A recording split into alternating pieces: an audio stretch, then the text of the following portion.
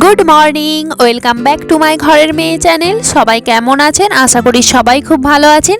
যে যেইখান থেকে আমার ভিডিওটা দেখছেন অবশ্যই লাইক কমেন্ট শেয়ার করে দেবেন এবং চ্যানেলটি সাবস্ক্রাইব করে পাশে থাকা বেল আইকনটি বাজিয়ে দেবেন, যাতে আমি ভিডিও আপলোড করার পর আপনার ফোনে সরাসরি নোটিফিকেশান চলে যায়।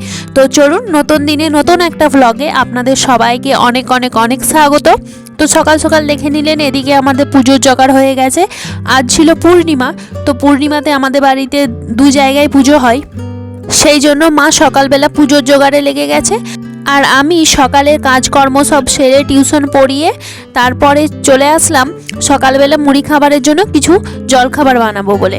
আর ওইদিকে আগের দিন যেহেতু মেজো কাকিমণিদের পিঠে হয়েছিল সরু চাকলি আর পায়েস, আমার আগের ভিডিওতে দেখেছিলেন আমি করছিলাম। বাসি পিঠে কাকিমণি আমাকে খাওয়ার জন্য দিয়ে গেছে। আর এই শীতের দিনে বাসি পিঠে রোদে বসে বসে খেতে না এত ভালো লাগে, সে তো আর বলার নেই। ওই জন্য কাকিমণি বেশ কয়েকটা বেশি করেই করেছিল। আর তার সাথে মুড়ি খাবার জন্য তো জল খাবারে কিছু প্রয়োজন, সেই জন্য আজ ভাবছিলাম যে অন্য দিন আলু ভাজা, ঘুগনি, তারপর আলুর তরকারি, কলাই সিদ্ধ এরকম হয়। তো শীতকাল, এখন তো শাক সবজির তো কোনো জিনিসের অভাব নেই, আর আমাদের তো ঘরে টুকটাক সব কিছুই লাগানো থাকে যেহেতু খাওয়ার জন্য। তাই ভাবলাম আজকে একটু অন্য কিছু ট্রাই করি। কি করব ভাবতে ভাবতে মা বলেছিল আজকে বেসন বড়া করতে। আমি ভাবলাম যে না, বেসন বড়া বা পেঁয়াজি না করে তার সাথে কিছু অ্যাড করে নতুন জিনিস করি। আর তাই সোজা চলে গেলাম আমাদের বাইরে যেখানে হচ্ছে শাকগুলো লাগানো ছিল, সেইখান থেকে কয়েকটা পালং পাতা তুলে আনলাম। পালং পাতা দিয়ে আর পেঁয়াজ দিয়ে বেসন দিয়ে বেশ বড়ার মতো করে করব, যেমন পেঁয়াজি হয় ঠিক সেই রকম, কিন্তু এটা পালং পেঁয়াজি। তো সেরকম ভেবে পালং পাতাগুলো তুলে নিয়ে এসে ভালো করে ধুয়ে ছোট্ট ছোট্ট করে সরু সরু করে কুচিয়ে নিয়েছি। আর তার সাথে দুটো বড় বড় সাইজের পেঁয়াজ দিয়েছি। পেঁয়াজ দেওয়ার পর সেগুলো ভালো করে ধুয়ে নিলাম। আর এই শীতের দিনে একটু শাক সবজি, তারপরে হচ্ছে ফল, এই সব জিনিস তো বেশ ভালোই খেতে লাগে। বিশেষ করে ফলের মধ্যে কমলা লেবু, এই শীতের সিজনে না কমলা লেবু খেতে আমার প্রচণ্ড ভালো লাগে। ওই জন্য আপনাদের দাদা ভাই যেদিন কলকাতা থেকে বাড়ি আসে, আমি ওকে বলি যে ট্রেনে যদি তুমি কমলা লেবু দেখতে পাও না অবশ্যই নেবে। আর ট্রেনেতে 50 টাকায় দেখবেন 10টা 12টা 8টা এরকম করে কমলা লেবুগুলো দেয়। সাইজ একটু ছোট, কিন্তু ছোট হলেও না খুব সুন্দর খেতে হয়। আমি যখনই দিদি বাড়ি যাই বা কোনো কারণে কলকাতা যায় না, আমি কিনে ট্রেনেই যেতে যেতে খাই, আবার বাড়ির জন্যও নিয়ে আসি। অত কি আর ট্রেনে বসে খাওয়া যাবে? আমার খুব ভালো লাগে। আর এই শীতের সকালে জলখাবার বেলায় মুড়ি টুড়ি খাওয়া হয়ে যাবার পর একটা করে কমলা লেবু খেলে শরীরের পক্ষেও ভালো, আর স্কিন সবই তো ভালো থাকে। নখ, যেহেতু কমলা লেবুতে ভিটামিন সি থাকে সবাই জানে। তো এইদিকে আমি হচ্ছে পালং শাক আর হচ্ছে পেঁয়াজটা ভালো করে ধুয়ে নিলাম। ধুয়ে নেওয়া হয়ে যাবার পর একটুখানি কালো জিরে আর একটুখানি নুন, তার সাথে বেসন দিলাম পরিমাণ মতো, আর পরিমাণ মতো একটুখানি হলুদ গুঁড়ো, একটুখানি জিরে ধনে গুঁড়ো, তার সাথে লঙ্কা গুঁড়ো আর একটু খাবার সোডা ভালো করে দিয়ে ভালো করে মিক্সড করে নিলাম। আর এই মাখাটায় একটু কোনো জল ব্যবহার করিনি, কেননা যেহেতু পালং পাতা শাক জাতীয় জিনিস, নুন দিলে এটা থেকে জল বেরোবে আর পেঁয়াজও জল ছাড়বে, আর জলের প্রয়োজনই হবে না।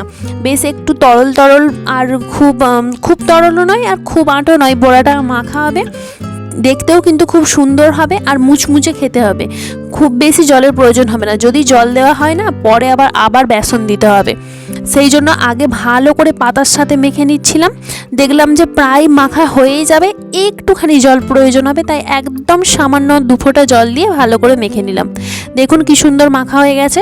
আর আজকে বড়াগুলো না কড়াতে করিনি, কড়াতে করলে একসাথে চারিদিকে বেশ ধরে না, আর তাই ভাবলাম আজকে একটু তাওয়াতে করি। বেশ ভালোভাবে অনেকটা জায়গা থাকবে তাওয়াতে, তেলটাও ছড়িয়ে থাকবে, ভালোভাবে ভাজা যাবে। তো যেটা ভেবেছিলাম সেটাই হলো। সুন্দর কিন্তু কড়ার থেকেও তাওয়াতে বেশ ভালো বড়াগুলো ভাজা গেল। অনেকগুলো বড়া হয়েছিল আর একসাথেই ধরে গেল। কড়াতে হলে আমাকে আবার দুবার ধরে করতে হতো। তো এইদিকে বড়াগুলো এক পিঠটা হয়ে গেছে, উল্টে দিলাম। আর সব বড়াগুলোই বেশ মুচমুচে হয়েছিল, বড় বড় সাইজের হয়েছিল, আর খেতেও কিন্তু খুব সুন্দর হয়েছিল। পালং পাতার যে গরম গরম মুড়ি দিয়ে এত সুন্দর ভালো লাগবে বুঝতে পারিনি। এরপর থেকে প্রায়ই মাঝে সাঝে এরকম মুড়ি দিয়ে খাওয়ার জন্য করব। বেশ গরম গরম পেঁয়াজির সাথে একটু পালং পাতা দিলে ভালোই লাগছিল। আর ভিতরগুলো এত সুন্দর সুস্বাদু হয়েছিল, আর পাতাগুলো এত সুন্দর সুসিদ্ধ হয়ে গেল না, কিছু বোঝাই যাচ্ছিল না যেগুলো পালং পাতা দেওয়া আছে বলে। এই দেখুন ভিতরটা কি সুন্দর গরম গরম, খেতে তো হেভি লাগছিল। আর এর সাথে যদি একটু সস নেওয়া হয় না, আরও সুন্দর লাগবে। এদিকে মুড়ি খাওয়া হয়ে যাবার পর আমি তারপরে রান্নার জন্য চলে আসছিলাম। আর আজকে সবজি সব মা কেটে রেখেছিল। আজকে বাড়িতে হয়েছিল শুক্তো, শাক ভাজা আর চিংড়ি মাছের ঝাল, আর বাড়িতে আচার আছে, তো আচার নিয়েছিলাম। আর চিংড়ি মাছের ঝাল হয়েছিল, কেননা হচ্ছে আমাদের বাড়িতে চিংড়ি মাছটা বেশিরভাগ প্রায়ই হয়, কেননা আমি চিংড়ি মাছ খেতে প্রচণ্ড ভালোবাসি। আগে যত না হতো, আমি বিয়ে হবার আসার পর থেকে আমি বাবাকে মাঝে মধ্যে বাজারে গেলে বলি তুমি চিংড়ি মাছ আনবে। চিংড়ি মাছের ঝালটা খেতে আমার প্রচণ্ড ভালো লাগে। আর আস্তে আস্তে আমার সাথে সাথে বাড়ির সবারইরও এত পছন্দ হয়ে গেছে। বিশেষ করে আমি আগের ভিডিওতেও বলেছিলাম আমার শ্বশুরমশাইয়ের আমার হাতে চিংড়ি মাছের ঝালটা খেতে প্রচণ্ড পছন্দ করে। তো সেই জন্য বেশিরভাগ এখন চিংড়ি মাছটাই হয়। যেহেতু শীতের সময়টায় না আরও চিংড়ি মাছগুলো ফ্রেশ আর ভালো পাওয়া যাচ্ছে। গরমকালটা একটু গলা গলা হয়ে যায় আমাদের বাজারে আসতে, তো এখন যেহেতু ভালো পাওয়া যাচ্ছে সেই জন্য বেশি বেশি করে এনে রাখে, ফ্রিজেতেও রাখা হয়। কোনো দিন শুধু চিংড়ি মাছের ঝাল বা কোনো দিন আলু দিয়ে মাছের ঝাল, এরকম মাঝে মধ্যেই হয়। তো এদিকে রান্নাবান্না হয়ে যাবার পর আমি কড়া টড়া মেজে নিয়ে স্নান টান করে নিয়েছিলাম। স্নান টান করা হয়ে যাবার পর আজ হচ্ছে আমাদের বাড়িতে আমার ছোটো ননদ এসেছিল, ছোটো ননদ আর হচ্ছে আমার ছোটো ননদের মেয়ে, নাম শ্রীনিকা। একদমই সে পুচকে, 8 বছর ঠিক এই সময়টা, না এই সময়টা নয়, এর পরের মাস মানে পৌষ মাসে হয়েছিল, তখন আমাদের বাড়িতে এসেছিল।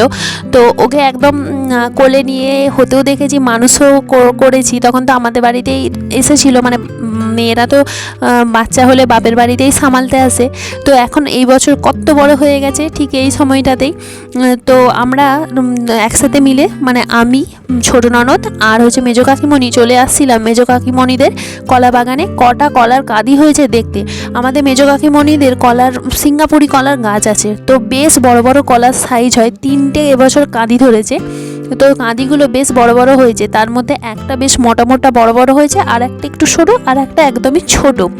কাকিমণি বলছিল নাকি ধরলে নাকি 3টে একসাথেই ওরা ধরে, তো এর আগে হয়েছিল। আর এই কাঁদিটা ছিল সব দিকে বড়, সেই জন্য আমার ছোটো ননদ হাত দিয়ে দেখছিল। আর এইদিকে এই যে আমার পুচে সোনা, মানে আমি ওকে ডাকনাম পুচে বলে ডাকি। তো আমরা এত ওর সাথে লাগছিলাম, আর এখন এত কিউট হয়ে গেছে না, এত মানে চিনে গেছে কি বলবো। তো বাড়ি চলে যাবার পর, একদিনই মাত্র ছিল চলে যাবার পর, সবারই একটু মনটা খারাপ হচ্ছিল। বাচ্চারা যত বাচাল হয় তো তত ভালো লাগে। এইদিকে ওর মা সন্ধেবেলা চাউমিন এনেছিল, তো অন্য সময় ভাত মুড়ি খেতে চাইবে না যখন ওর খাবার খাবে। আর এই দেখুন যে ফাস্টফুড দেখেছে, মানে বাচ্চারাও চেনে ফাস্টফুড, একদম হাঁ হাঁ করে খেতে আসছে।